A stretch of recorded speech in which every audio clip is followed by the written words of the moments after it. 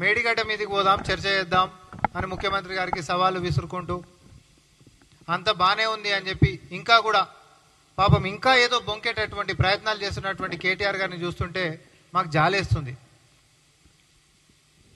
గౌరవనీయులు ముఖ్యమంత్రి వర్యులు చాలా స్పష్టంగా చెప్పిండు, ఎవరైనా రాజకీయంలలో ఉంటున్నటువంటి వాళ్ళు, ప్రతిపక్ష నాయకులు అనేటోడు ఎవరైనా అసెంబ్లీ పెడితే అది చట్టసభలో ఆన్ రికార్డ్ ఉంటుంది కాబట్టి వాళ్ళు చేసినటువంటి పని ఏంది, మనం చేసినటువంటి పని ఏంది అనేటటువంటిది పారదర్శకంగా ప్రజల సమక్షంలో జరిగేటటువంటి చర్చకి ప్రాధాన్యతనిస్తూ ప్రతిపక్షం ఎప్పుడు అడిగినా కూడా అసెంబ్లీ గోదావరి మీద సపరేటు, కృష్ణా మీద సపరేటు, గత 10 సంవత్సరాల్లో జరిగినటువంటి లూటి, దోచిపెట్టినటువంటి దోపిడీ అన్నిటి మీద కూడా ఎవ్వరూ అభ్యంతరం మధ్యలో వ్యక్తం చేయకుండా సంపూర్ణ సమయము ప్రతిపక్ష నాయకులకు ఇస్తామని చెప్పి అధికారికంగా ముఖ్యమంత్రి గారు ప్రకటన చేసిన తర్వాత కూడా ఇంకా కూడా మేడిగడ్డ కాడికి పోదాం, లేకపోతే ఇంకో కాడికి పోదాం అంటే మేడిగడ్డ కాడికి పోదాం అనేటటువంటి మీ మాటల వెనకాల ప్రజలు మాత్రము ఈయన మేడిగడ్డ కాదు ఫస్ట్ ఎర్రగడ్డలేయాలని చెప్పి అంటా ఉన్నారు. ఎందుకంటే ఎన్నికల కంటే ముంగట, అసెంబ్లీ ఎన్నికల కంటే ముంగట మేడిగడ్డ కూలిందని మనందరికీ తెలుసు. ఆయల్లా పిసిసి అధ్యక్షులైనటువంటి రేవంత్ రెడ్డి గారు, కాంగ్రెస్ శ్రేణులు మొత్తం కూడా మరి అక్కడికి పోయేటటువంటి ప్రయత్నం చేస్తేనే పోలీసు వాళ్ళని పహారా కాపించి ఏదో కాకులు పోతేనే కాల్చి చంపేసేటటువంటి చర్యలకు పాల్పడినటువంటి మీరు ఈ రోజు వచ్చి మేడిగడ్డ మీదకి పోయి చర్చ చేద్దామంటాడు. ఆయన మీరు ప్రభుత్వంలో ఉన్నారు, మీరు హయాంలో ఉన్నప్పుడు మేడిగడ్డ కూలింది, దాని మీద చర్చ చేద్దామని చెప్పి ప్రతిపక్షాలు ఆ రోజు మేము ఉన్నటువంటి వాళ్ళం పోయేటటువంటి ప్రయత్నం చేసి ఆపినటువంటిది మీరు ఈరోజు వచ్చి పోదాంపా అని అంటున్నాం అంటే మీకు మెంటల్ లేసిందని చెప్పి తెలంగాణ ప్రజలు అనుకుంటారు. కేటీఆర్, మీ మానసిక పరిస్థితి బాగాలేదు, లేకపోతే మీ బావ ఇచ్చినటువంటి స్క్రిప్ట్ బ్లైండ్గా గిట్ట చదువుతున్నట్టున్నావు. దాంట్లో కుట్రకోణం ఉంటుంది, మీ రాజకీయంగా మిమ్మల్ని పతనం చేసేటటువంటి అంశం మాత్రం ఉంటుంది. కాబట్టి గుడ్డిగా చదవకుండా కాస్త డేటాతోటి, వాస్తవాలతోటి, కొంచెం హిస్టరీని రిఫర్ చేసుకుంటా ముందుకు వస్తే మీకు కొద్దో గొప్ప క్రెడిబిలిటీ బతికేటటువంటి అవకాశం ఉంటుంది. అంతే తప్ప వేగ్గా మాట్లాడుకుంటా, పిచ్చి పిచ్చి మాటలు మాట్లాడుకుంటా, పిచ్చి పిచ్చి ఛాలెంజ్లు చేసుకుంటా ఇట్లనే గిట్ట ఉంటే మాత్రం నేను మళ్ళీ కూడా చెప్తా ఉన్నా, మీ చెల్లెలేమో మిమ్మల్ని వీక్ లీడర్ అంటుంది. మీరు వీకెండ్ పార్టీలు చేసుకున్న తర్వాత మెల్లగా నిద్రలేసి తర్వాత వారానికి ఒకసారి వచ్చి ఏదో ఛాలెంజ్ వదిలిపెట్టేసేయాలి, సోషల్ మీడియాలో ఫేక్ న్యూస్ ప్రాపగేట్ చేయాలి, పైసలు సకాలంగా ఇచ్చేసేయాలి, మళ్ళీ మాయమైపోవాలి. ఒక్కసారి మీ సోషల్ మీడియా మాధ్యమాల్లో పనిచేసేటటువంటి పిల్లలకి ఒక నెల రోజుల పైసలు ఆపురి, మీ అసలు రూపం ఏందో బయటకు వస్తుంది. మేము చెప్పేదల్లా ఒకటే, ముఖ్యమంత్రి రేవంత్ రెడ్డి గారు ఈరోజు ఉంటున్నప్పుడు బీఆర్ఎస్ పార్టీ అధ్యక్షుడు అయినటువంటి కేసీఆర్ గారు, లేకపోతే మాజీ ముఖ్యమంత్రి లెక్క కేసీఆర్ గారు ఉంటున్నప్పుడు మరి ఆనాడు పిసిసి అధ్యక్షుడు అయినటువంటి రేవంత్ రెడ్డి గారు సమ్మవూచీలు. ఆయన ఈయనకి ఛాలెంజ్ చేసుకున్న ఒక అందం చందం ఉంటుంది.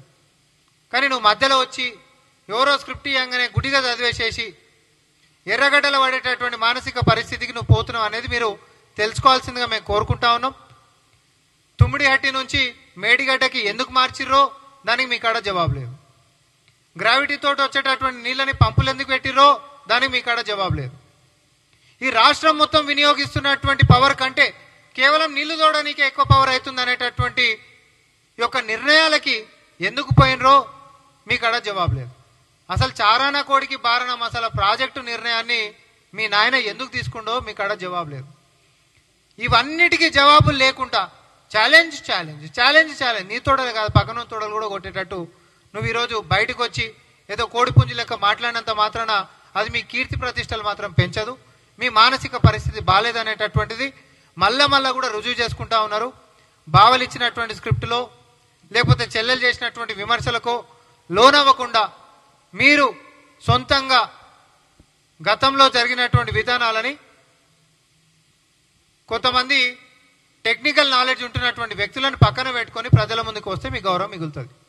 అరే ఇప్పుడు అవినీతి కుంభకోణం, అవినీతి అంటేనే అవినీతి, కాళేశ్వరం అనేటటువంటి అతిపెద్ద కుంభకోణంలో ఒక 3 అధికారులను అరెస్ట్ చేస్తే, ఏసీబీ దాడులు చేస్తే 1000 కోట్లు రాలినాయి. 1000 కోట్లు మీరు మనుషులా లేకపోతే ఇంకేమన్నా? అసలు ఎవడి సొమ్ము ఎవడు తిన్నాడు? పందికొక్కులు తిన్నట్టు పందికొక్కులు కూడా అసహించుకుంటామేమో. అడవి పందులు తిన్నట్టు తిన్నారు. నీటి మీద చేసినటువంటి దగాగాక రాష్ట్ర భవిష్యత్తుని ఆర్థికంగా అతలాకుతలం చేసుకుంటా అప్పనంగా అడ్డగోలుగా పీక తిన్నటువంటిది ఈరోజు ఆ ఏసీబీ రేట్లలో పడ్డటువంటి అధికారులను చూస్తే మనకు అర్థమవుతుంది.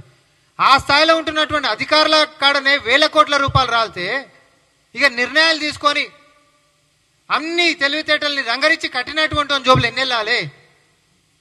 1,00,000 కోట్లు వెళ్ళాలన్నా 10,000 కోట్లు వెళ్ళాలన్నా?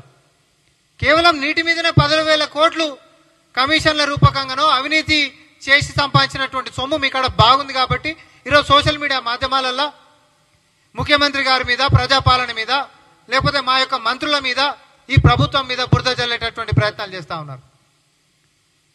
మొన్న కూడా పెడతాడు పోస్టు, హెలికాప్టర్ల గీడికే రామోజీ ఫిలిం సిటీ దాకా ముఖ్యమంత్రి గారు హెలికాప్టర్లను వాడుతుండని. మొత్తం స్కెడ్యూల్ ఇట్లా పేపర్ ఉంటే దాన్ని ఇట్లా సగం పెట్టి ఎడిట్ చేసి పెడతారు. ఇంకోడోడో హోర్డింగ్ పెడతాడు ఆడ, ఏవో రేవంత్ రెడ్డి గారి గురించి రాసుకుంటా. అధికారంలో ఉన్నప్పుడు దొంగల లెక్క దోసుక తిన్నారు, ప్రతిపక్షంలోకి వచ్చినాక కూడా దొంగల లెక్కనే అర్ధరాత్రి పూట పోయి హోర్డింగ్లు పెడతా ఉన్నారు. అప్పుడు ఇప్పుడు ఈ దొంగ లెక్క ఉంటున్నటువంటి విధానం మాత్రం ఇది మారతలేదు. నేను చెప్పేదల్లా ఒక్కటే, కేటీఆర్ నీకు ఛాలెంజ్ చేసేటంతటి సినిమా లేదు.